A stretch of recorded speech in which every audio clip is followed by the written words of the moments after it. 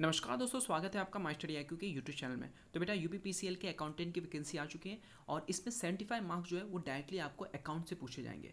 तो ये जो सीरीज़ है इसमें हम लोग अकाउंट्स में आपके मैक्सिमम टू मैक्सिमम 70 से 75 के बीच में आपके आ जाए ये कोशिश करेंगे। तो वीडियो आपको किसी भी तरह हेल्पफुल लगे तो आप लाइक और शेयर जरूर कीजिएगा, और जितना आप लाइक और शेयर करेंगे उसी के अकॉर्डिंग हम और भी वीडियोज़ जो है इसके लेके आएंगे, ताकि आपके 70 तो आ ही जाए 75 में अकाउंटेंट की जो पोस्ट है। ठीक है, तो चलिए वीडियो स्टार्ट करते हैं। तो हमारा सबसे पहला प्रश्न या क्वेश्चन है, अकाउंटिंग इज लेखांकन है लैंग्वेज ऑफ बिजनेस, व्यापार की भाषा, B source of business information, व्यवसायिक सूचना का स्रोत, या C recording, classifying and summarising business transaction, व्यवसायिक लेन देनों का लेखन, वर्गीकरण तथा संक्षिप्तीकरण। तो इसका सही उत्तर होगा सी, क्योंकि आप जानते हैं अकाउंट्स में क्या होता है, आप सबसे पहले कोई भी ट्रांजैक्शन होता है उसे सबसे पहले आप रिकॉर्ड करते हो, कोई भी लेन देन होता है उसे आप क्या करते हो, सबसे पहले उसको लिखते हो, फिर उसे क्लासीफाई करते हो, उनका वर्गीकरण करते हो डिपेंड अपॉन किस टाइप का वो ट्रांजैक्शन है, और लास्ट में उसको समराइज करते हो या उनका एक संक्षिप्त रूप में सबको टोटल करके लिखते हो। तो ऑप्शन हमारा होगा ऑप्शन नंबर सी। बढ़ते हैं आगे, अगला क्वेश्चन है, the only item that is not recorded in the books, लेखा पुस्तकों में न दर्ज किए जाने वाला एकमात्र मद है। ऑप्शन से आपके सामने गुडविल पहला, तो आप जानते हैं गुडविल को आप बैलेंस शीट में नोट करते हो, तो ये तो होगा ही। दूसरा स्पेशल डिस्काउंट, स्पेशल डिस्काउंट पे जो होता है ये भी आप नोट कर देते हो, इसको आप कैश डिस्काउंट भी बोल सकते हो। ठीक है, यहाँ पर आपके पास ऑप्शन डी भी उसी टाइप का दिया हुआ है, तो option number option number B और डी दोनों एक ही टाइप का हो गया। ऑप्शन नंबर सी जो है ट्रेड डिस्काउंट, आपको पता है ट्रेड डिस्काउंट को आप अपने बुक्स में शो नहीं करते हो, ट्रेड डिस्काउंट को आप अपने बुक्स में शो नहीं करते हो। ट्रेड डिस्काउंट जब भी एक व्यापारी या एक सेलर दूसरे सेलर को जब सामान बेचता है तो क्रेडिट सेल्स जब होते हैं तो उस समय ट्रेड डिस्काउंट दिया जाता है, और इसको आप अपने बुक्स में शो नहीं करते हो। और क्वेश्चन में भी यही पूछ रहा है कि कौन सा आइडेंटिटी या कौन सा आइटम जो है उसको आप बुक्स में शो नहीं करते हो फ्रॉम द फॉलोइंग, तो इसका आंसर होगा सी ट्रेड डिस्काउंट। ठीक है, बढ़ते हैं अगले प्रश्न पे। तो अगला क्वेश्चन है, which of the following is not function of accounting, निम्नलिखित में से कौन सा लेखन का कार्य नहीं है। तो सबसे पहला ऑप्शन है कीपिंग सिस्टमैटिक रिकॉर्ड, व्यवस्थित अभिलेख रखना सही है, आप अभिलेखों को सही ढंग से रखते हो, पहला ऑप्शन सही है। दूसरा option protecting properties of the business, व्यवसाय की परिसंपत्तियों को सुरक्षित रखना, ये भी सही है।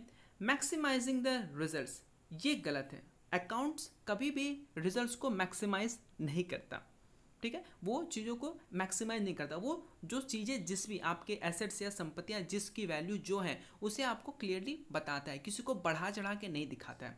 ठीक है, ऑप्शन नंबर डी भी देख लेते हैं, मीटिंग लीगल रिक्वायरमेंट, कानूनी आवश्यकताओं का पालन करना, ये भी होगा। तो ऑप्शन नंबर सी ये नहीं होगा और यही हमारा आंसर है। ठीक है, बढ़ते हैं अगले क्वेश्चन पे, net worth of the business means, एक व्यापार के शुद्ध मूल्य का अर्थ है। देखिए बेटा, आप सारे लोग जो है कॉमर्स से रिलेटेड हो, सबने बीकॉम किया है, तो एक चीज़ तो आप सब जानते हो कि बैलेंस शीट के बारे में। बैलेंस शीट आप लोग जानते हो, बैलेंस शीट में क्या होता है, एक साइड एसेट्स होता है और एक साइड क्या होती है, लायबिलिटी या देनदारी होती है, और एक ये जिसे हम हिंदी में बोलते हैं अचल संपत्ति, कुल संपत्ति बोलते हैं, अचल तो नहीं बोलेंगे, कुल संपत्ति बोलते हैं। और ये जो कुल संपत्ति होती है ये किसके बराबर होती है, कुल देनदारी के बराबर होती है। अगर ये जो देनदारी है इसको हम कैटेगराइज करते हैं तो इसको हम दो कैटेगरी में डिवाइड करते हैं, एक होती है इंटरनल लायबिलिटी और एक होती है एक्सटर्नल लायबिलिटी। ध्यान से समझिएगा बात को, ये जो इंटरनल लायबिलिटी होती है ये मालिक के प्रति कंपनी की देनदारी होती है, जिसे हम लोग बोलते हैं कैपिटल, बात को समझिएगा। ठीक है, और ये एक्सटर्नल लायबिलिटी जो बाहरी लोगों के प्रति हमारी देनदारी होती है, जैसे क्रेडिटर हुए, हमारे डिबेंचर होल्डर्स हुए, वो सारे होते हैं यहाँ पे। ठीक है, यहाँ तक आई होप के क्लियर है, सब आपने पढ़ा है, बस हम उसको रिकॉल करवा रहे हैं। तो हम ये बोलते हैं assets equal to internal liability plus external liability. ठीक, तो ये हमारा एक इक्वेशन बन गया। अब क्वेश्चन में क्या पूछ रहा है, नेटवर्थ। बेटा याद रखिए आप लोग, जो नेटवर्थ होता है ना, जो नेटवर्थ होता है वो क्या होता है, वो ये जो कैपिटल होता है ना, यही नेटवर्थ होता है। तो अगर हम आपसे पूछें कि आप कैपिटल निकालो और आपके पास ये दिया हुआ है, एसेट्स दिया हुआ है और एक्सटर्नल लायबिलिटी, कुल संपत्ति, और यहाँ पर आपके पास कुल बाह्य देनदारियाँ दी हुई है, तो क्या आप ये निकाल सकते हो? आप बोलोगे हाँ से निकाल सकते हैं। कैसे? कुल संपत्ति या टोटल एसेट्स में से एक्सटर्नल लायबिलिटी या बाह्य देनदारी को हम लोग अगर माइनस कर दें तो हमारा आंसर आ जाएगा। बस यही यहाँ पर पूछ रहा है, net worth of the business means. तो आप ऑप्शन नंबर डी को टिक करोगे, total asset minus total external liability. यहाँ देखिएगा एक्सटर्नल लायबिलिटी की बात कर रहे हैं, हमने आपको बताया दो टाइप की लायबिलिटीज होती हैं, इंटरनल और एक्सटर्नल। इंटरनल को ही हम कैपिटल के रूप में जानते हैं और वही यहाँ पर पूछ रहा है। हिंदी में देखते हैं कुल संपत्ति माइनस कुल बाह्य देनदारियाँ। ठीक है, बढ़ते हैं आगे। The user group of accounting information is, लेखा सूचनाओं का प्रयोग वाला समूह है। तो कौन कौन हमारे अकाउंट का यूज़ करते हैं? सबसे पहले मालिक, भाई मालिक देखेगा ही, मालिक देखेगा, चेक करते रहेगा भाई बिजनेस सही ढंग से चल रहा है कि नहीं। अगला है मैनेजर। अब मैनेजर, अब आप समझ लोगे कि मैनेजर मालिक तो एक ही है, ठीक है, लेकिन थोड़ा सा अगर आप 11th में थोड़ा और याद करिए तो वहाँ पर क्या होता है, इक्विटी शेयर होल्डर्स होते हैं, वो मालिक होते हैं। वो क्या करते हैं, मैनेजर्स को अपॉइंट करते हैं, बोर्ड ऑफ डायरेक्टर्स को। तो वो जो बोर्ड ऑफ डायरेक्टर्स होते हैं वो चेक करते हैं कि क्या बिजनेस को वो सही ढंग से रन कर रहे हैं कि नहीं, क्या उन्होंने जो सोचा उसी तरह से बिजनेस चल रहा है कि नहीं, उसके लिए वो लोग अकाउंट्स को चेक करते हैं। पोटेंशियल इन्वेस्टर्स, वो लोग जो कि आपकी कंपनी में इन्वेस्ट करना चाहते हैं, वो लोग भी देखेंगे कि भैया ये कंपनी में इन्वेस्ट करने लायक है कि नहीं, ठीक है, तो उसे भी। तो कुल मिला के हमारे ये जितने ऑप्शन है सारे सही हैं। ये सारे लोग जो हैं हमारे अकाउंटिंग इंफॉर्मेशन का यूज़ करते हैं या लेखा सूचनाओं का प्रयोग ये लोग करते हैं। ठीक है, अगला है कैपिटल ऑफ द बिजनेस, व्यवसाय की पूंजी है। तो थोड़ी देर पहले हमने आपको इसका बैलेंस शीट में डिस्कस किया था, और ये क्या है, लायबिलिटी है, एक दायित्व है। ठीक है, ये क्या है, एक लायबिलिटी। अब आगे बढ़ते हैं, ये थोड़ा सा ध्यान से समझिएगा। 11th क्लास अगर का ये भी बहुत इंपॉर्टेंट है, प्रिंसिपल ऑफ मैनेजमेंट। हम आगे एक वीडियो लाएंगे जिसमें सारे प्रिंसिपल्स को हम डिस्कस करेंगे। सबसे पहले क्वेश्चन पढ़ते हैं, क्या बोलता है, the need for showing contingent liability in the balance sheet arises out of convention of, स्थिति विवरण में संयोजित दायित्व दर्शाने की आवश्यकता जिस परिपाटी के कारण पड़ती है उसका नाम है। तो यहाँ पर सबसे पहले हम कंटिंजेंट लायबिलिटी क्या होता है उसे समझते हैं, या हिंदी में हम बोलते हैं इसे संयोगिक दायित्व। देखिए, लायबिलिटी का मतलब होता है या दायित्व का मतलब होता है ऑब्लिगेशन, देनदारी, जो कि आपको देना है। और यहाँ पर कंटिंजेंट या संयोगिक जो अगर वर्ड आ गया इसके साथ जुड़ जाता है लायबिलिटी के साथ, तो इसका मतलब वो लायबिलिटी जो कि होगी कि नहीं होगी ये पता नहीं है, हो भी सकती है नहीं भी हो सकती है। फॉर एग्जाम्पल, आप कोई केस लड़ रहे हो कोर्ट में, अब वो कोर्ट में केस आप जीत सकते हो या हार सकते हो, कुछ भी हो सकता है, तो इसे हम लोग बोलते हैं कंटिंजेंट लायबिलिटी। तो अब क्या है, अकाउंट ये बोलता है इस कंटिंजेंट लायबिलिटी को बैलेंस शीट में शो करोगे। और याद रखिए, जो कंटिंजेंट लायबिलिटी होती है बैलेंस शीट में शो नहीं होती है, ये बैलेंस शीट के नीचे शो होती है। ठीक है, माफ़ कीजिएगा, ये बैलेंस शीट जो बनाते हो पूरा उसके नीचे आप शो करते हो अलग से, बस एक स्टार मार्क लगा कि भैया ये कंटिंजेंट लायबिलिटी हमारा है, इतना अमाउंट, या संयोगिक दायित्व हमारा है।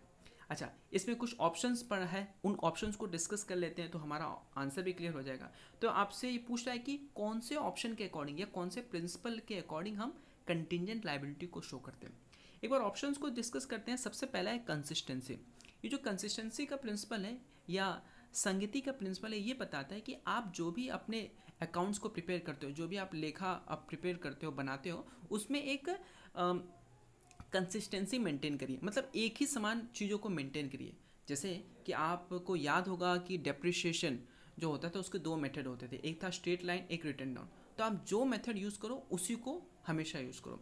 सिंपल लैंग्वेज में, आप अकाउंट्स को जब प्रिपेयर करते हो तो एक ही मेथड का यूज़ करके, एक ही मेथड का इस्तेमाल करके आप हमेशा अकाउंट को प्रिपेयर करिए, बार बार अपने मेथड्स को बदलिए मत।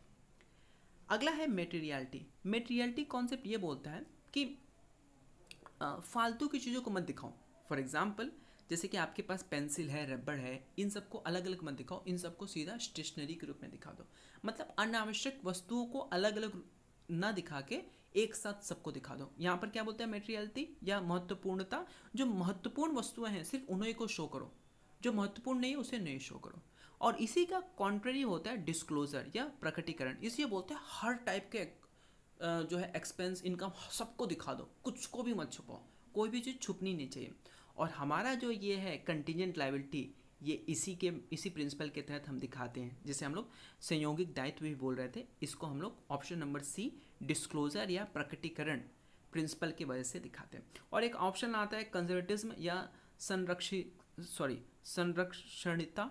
ये जो प्रिंसिपल है इसके अकॉर्डिंग जो मैनेजर है या जो मालिक है उसे हमेशा लॉसेस को रिकॉर्ड करना चाहिए, उसे लॉसेस के लिए तैयार होना चाहिए।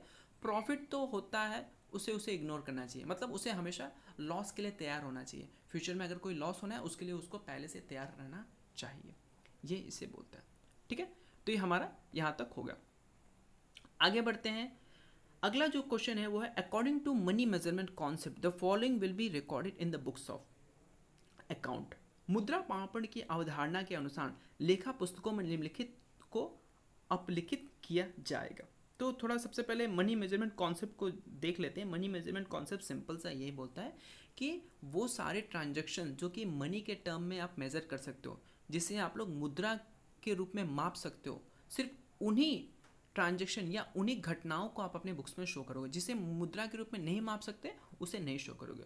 तो यहाँ पर आप देख सकते हो ऑप्शन नंबर ए क्या बोलता है, quality control in the business, व्यापार में गुण नियंत्रण, ये होगा नहीं। कमीशन पेबल टू सेल्समैन, ये होगा। ये मनी के रूप में या मुद्रा के रूप में आप इसे मेजर कर सकते हो, इसलिए ऑप्शन नंबर बी आपका होगा।